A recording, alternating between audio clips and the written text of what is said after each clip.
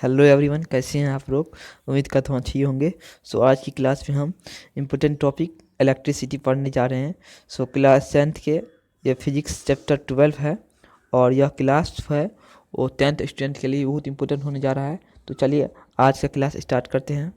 सबसे पहले यहाँ पे जानेंगे जो इलेक्ट्रिसिटी क्या होता है, यानी कि विद्युत धारा क्या होता है। तो इलेक्ट्रिसिटी जो चैप्टर 12 है फिजिक्स का, वो बहुत इम्पोर्टेंट हैं और इससे बहुत सारा क्वेश्चन भी बोर्ड एग्जाम में आते हैं। तो चलिए यहाँ पर देख लेते हैं इलेक्ट्रिसिटी के बारे में। तो इलेक्ट्रिसिटी जो होते हैं वे मतलब कहने का मतलब जो चार्ज का फ्लो होंगे, जो किसी भी कंडक्टर के अंदर, कंडक्टर सर किसको बोलेंगे, जो जिसके अंदर करंट फ्लो हो। तो जब चार्ज का फ्लो होंगे तो सपोज मान लीजिए कंडक्टर है और इसके अंदर चार्ज का फ्लो हो रहा है, तो उसी को बोल लेंगे हम electricity. The flow of charge is called electricity. The flow of charge on a material is called electricity. किसी मटेरियल के अंदर जब चार्ज का फ्लो होंगे उसी को हम क्या बोलेंगे, इलेक्ट्रिसिटी। क्लियर है। The flow of charge on a material is called electricity. जब किसी मटेरियल के अंदर चार्ज का फ्लो होंगे तो हम उसको इलेक्ट्रिसिटी बोलेंगे।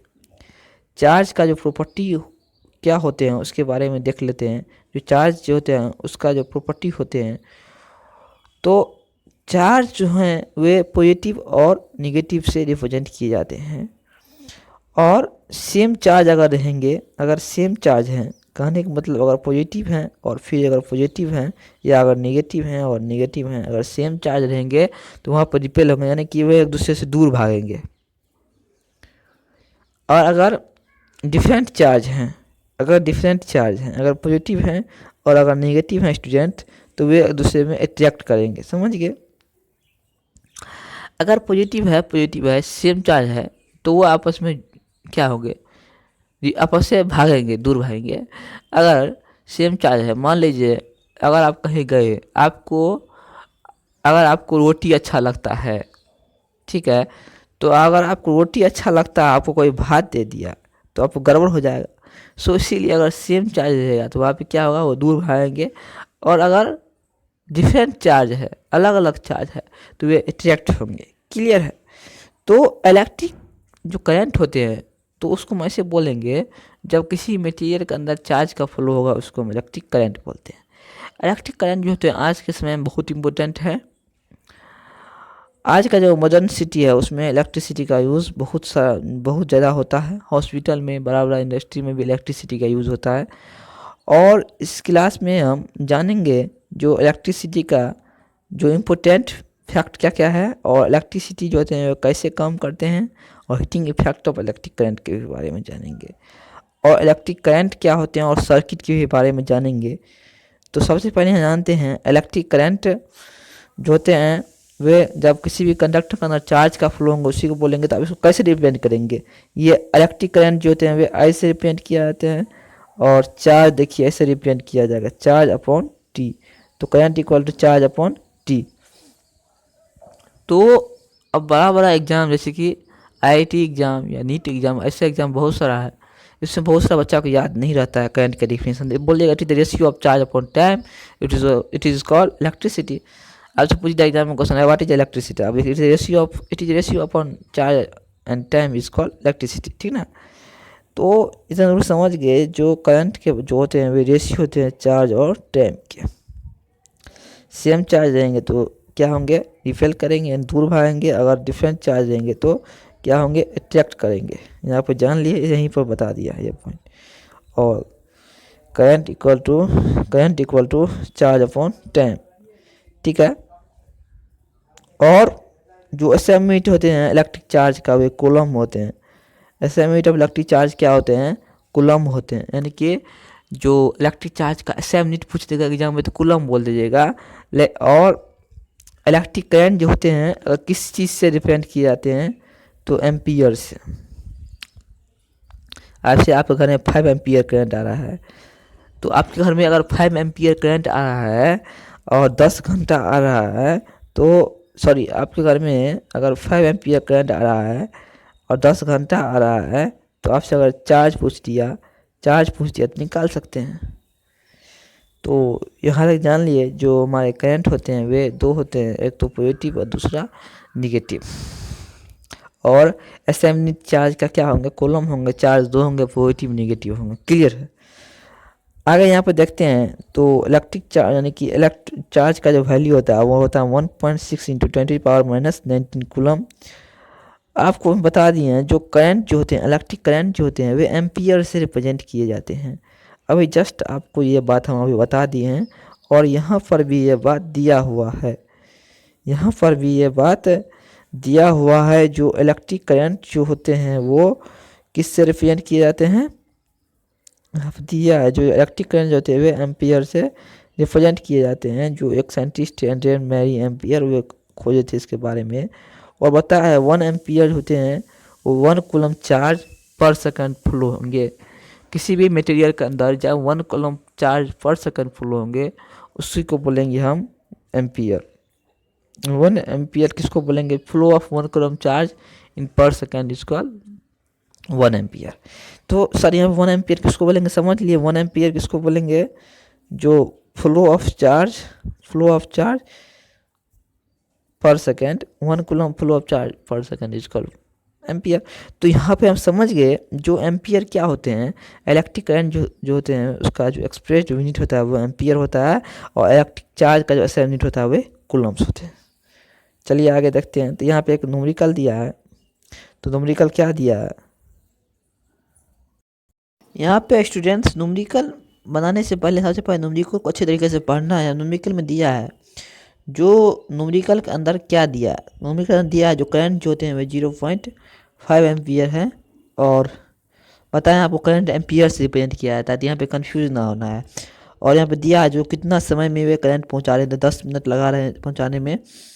और यहाँ हमसे पूछ रहा है चार्ज, हमको पता है जो current equal to charge upon time, तो हमको पता है charge equal to I into T, तो उसको गुना कर दिया, यहाँ पे टाइम को सेकंड में चेंज कर दिया। तो टाइम को सेकंड में चेंज करने के लिए क्या किया जाता है, उसको 60 से गुना कर दिया जाता है या डिवाइड कर दिया। 60 से गुना कर 6 सेकंड आ गया, तो उसको यहाँ पे charge equal to I to निकल गया। चार्ज कितना है वो निकल गया यहाँ पे क्वेश्चन।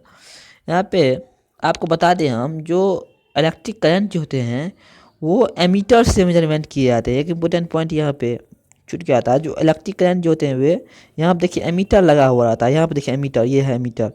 तो इलेक्ट्रिक करंट जो होते हैं वे एमीटर से, एक क्वेश्चन एग्जाम आता है 1 मार्क का, जो इलेक्ट्रिक करंट जो होते हैं किससे मेजरमेंट किया जाता है, तो इलेक्ट्रिक करंट को एमीटर से मेजरमेंट किया जाता है। और एमीटर जो होता है बहुत लो रेसिस्टेंस में होता है, और एमीटर हमेशा सीरीज में कनेक्ट होते हैं। सर सीरीज क्या होता है, सिंगल में होते हैं कनेक्ट, सिंगल में। तो इलेक्ट्रिक करंट को क्या किया जाता है, एमीटर से मेजरमेंट किया जाता है। जो नेक्स्ट जो यहाँ पे है वो नेक्स्ट क्या है, नेक्स्ट यहाँ पे दिया है इलेक्ट्रिक पोटेंशियल और पोटेंशियल डिफरेंस। तो इलेक्ट्रिक पोटेंशियल को ही हम पोटेंशियल डिफरेंस बोलते हैं। पोटेंशियल डिफरेंस क्या होता है सर, तो देखिए स्टूडेंट, पोटेंशियल डिफरेंस जो टोटल वर्क डन जो होते हैं, किसी भी पॉजिटिव चार्ज का टोटल वर्क डन होते हैं किसी 1 पॉइंट से लेकर एनोदर पॉइंट तक। मान लीजिए ये ए पॉइंट है और मान लीजिए ये बी पॉइंट है, तो ए पॉइंट से लेकर जो बी पॉइंट तक जो किसी चार्ज का फ्लो होता है, किसी पॉजिटिव चार्ज का जो फ्लो होता है, उसमें टोटल वर्क डन कितना होता है, total work done to move a unit positive charge from 1 point to other point is called potential difference. Okay, तो हम समझ गए टोटल वर्क डन जो होंगे या टोटल पॉजिटिव चार्ज का जो मूवमेंट हुआ किसी 1 पॉइंट से लेकर अनदर पॉइंट तक, यही एग्जाम लिख दीजिएगा, पूछ देगा एग्जाम, यही लिख दीजिएगा, किसी 1 पॉइंट से लेकर अनदर पॉइंट तक जो चार्ज का मूवमेंट होंगे, जो चार्ज का मूवमेंट होंगे उसी को बोलेंगे हम पोटेंशियल डिफरेंस। और पोटेंशियल डिफरेंस जो होते हैं वो पता, इससे पहले देखे थे जो करंट जो होते थे वे एमीटर से मेजरमेंट किए जाते थे, लेकिन पोटेंशियल डिफरेंस जो होते हैं वो किससे मेजरमेंट किए जाते हैं, बहुत इंपॉर्टेंट, वोल्ट मीटर के थ्रू।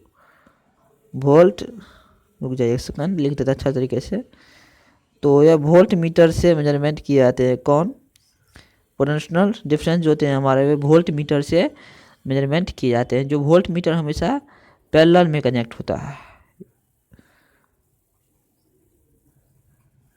वोल्ट मीटर हमेशा पैरेलल में कनेक्ट होता है। और पोटेंशियल डिफरेंस को जो वोल्ट से रिप्रेजेंट किया जाता है उसको वोल्ट से रिप्रेजेंट किया जाता है। तो यहाँ बता दिया है। तो सर पोटेंशियल डिफरेंस का जो फॉर्मूला होगा वो क्या हो जाएगा? तो स्टूडेंट यहाँ पोटेंशियल डिफरेंस का जो फॉर्मूला होगा वो होगा total work done upon charge moved, total work done upon charge moved. तो पोटेंशियल डिफरेंस यहाँ पे total work done upon charge move बता दिए। या एग्जाम में अगर आपको नहीं आ रहा है, एग्जाम में सपोज मान लीजिए आप डिफरेंस बिसर गए, तो एग्जाम में क्या लिख दीजिएगा?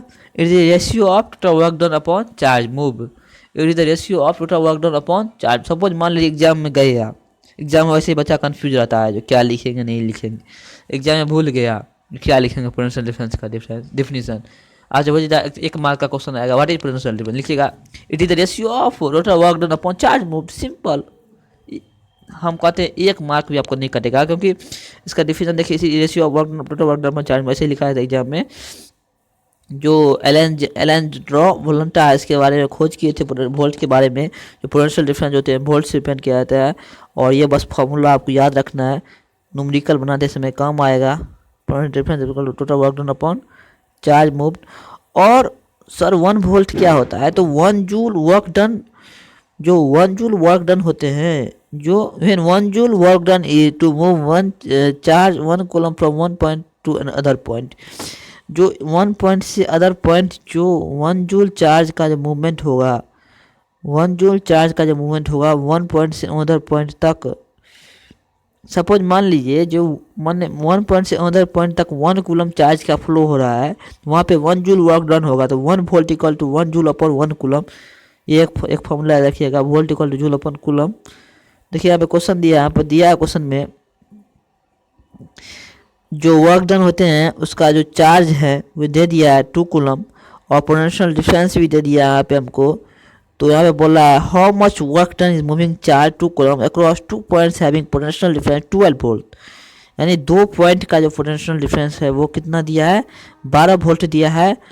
और हमसे पूछ रहा है जो वहाँ पे चार्ज 2 कूलम है तो वहाँ पे वर्क डन कितना होगा? तो वर्क इक्वल टू पढ़े हैं, वर्क डन इक्वल टू क्या फॉर्मूला होता है?